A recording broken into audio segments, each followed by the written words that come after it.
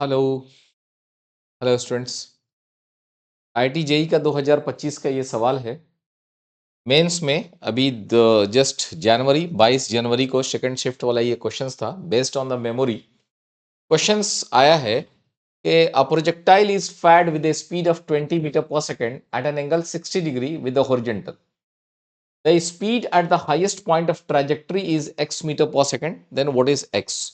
सो अगर इसको आप देखते हैं तो ये सवाल क्या है, बहुत ही बेसिक कंसेप्ट के साथ है कि ये आपके पास दिया हुआ है कि एक प्रोजेक्टाइल को जस्ट 20 मीटर पर सेकंड के स्पीड से u is equal to 20 metre per second और यहाँ पे theta is equal to 60 degree पर एक पार्टिकल को यहाँ से फेंका गया है।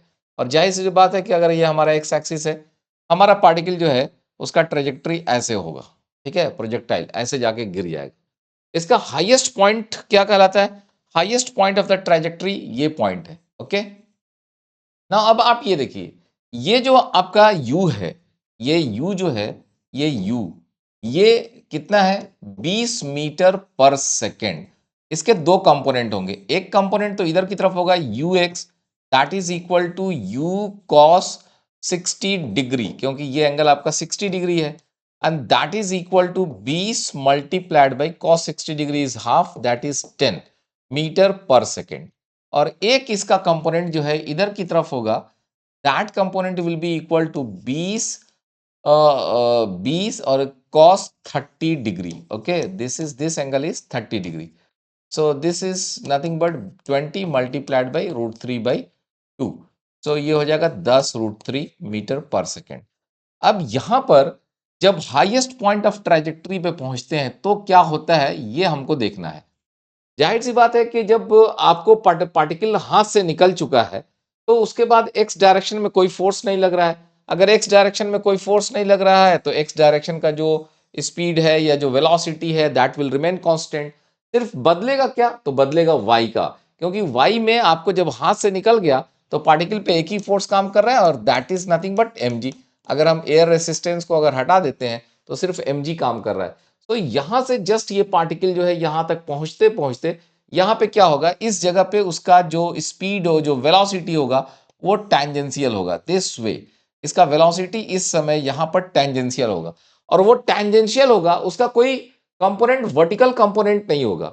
और ये जो टैंजेंशियल होगा ये जस्ट हमारे इस कंपोनेंट के बराबर होगा, क्योंकि हमारा जो ये वाला जो कंपोनेंट है, हॉरिजॉन्टल जो कंपोनेंट है, हॉरिजॉन्टल कंपोनेंट कहीं भी चेंज नहीं हो रहा है। हॉरिजॉन्टल कंपोनेंट कितना है? That is u cos 60 degree. ये वेलोसिटी हमारा, ये हॉरिजॉन्टल कंपोनेंट एक्स डायरेक्शन का चेंज नहीं होगा। क्यों नहीं चेंज होगा? क्योंकि कोई फोर्स एक्स डायरेक्शन में काम नहीं कर रहा है।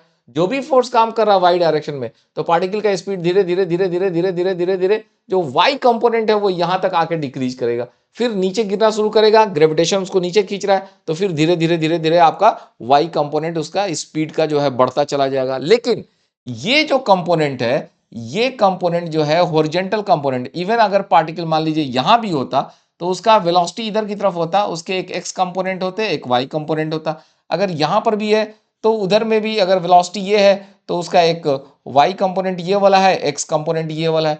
ये x component will not change. So x component चाहिए आपका हाईएस्ट पॉइंट ऑफ ट्रेजेक्टरी पे तो यही है, दूसरा कोई है ही नहीं। तो इसलिए हमारे पास क्या हो जाएगा कि eight the highest point of the trajectory the speed of the particle will be nothing but u cos 60 degree, जो ऑलरेडी हम लोग निकाल चुके हैं। वो क्या है? 10 मीटर पर सेकेंड। तो ऐसे सवाल का जो जवाब था वो ऐसे सवाल में जहां पे हम लोग को कहा गया था कि एक पार्टिकल को अगर हम लोगों ने फेंका है और वो पार्टिकल जो है जस्ट अगर हम लोगों ने फेंका है और वो ऐसे गिर रहा है तो इसके हाईएस्ट पॉइंट पे उसका क्या वेलोसिटी होगा, क्या स्पीड होगा, that will be nothing but दो इनिशियल जो वेलोसिटी था उसका x component, and that will be how much? 20 ये था और ये 60 डिग्री है तो 20 cos 60 degree, nothing but 10। So x will be here, it is your 10। So x का वैल्यू यहाँ पे 10 metre per second, x value is 10 निकल कर आ जाएगा। और ये बहुत ही सिंपल सॉल्यूशन है और बेसिक क्वेश्चन है प्रोजेक्टाइल का।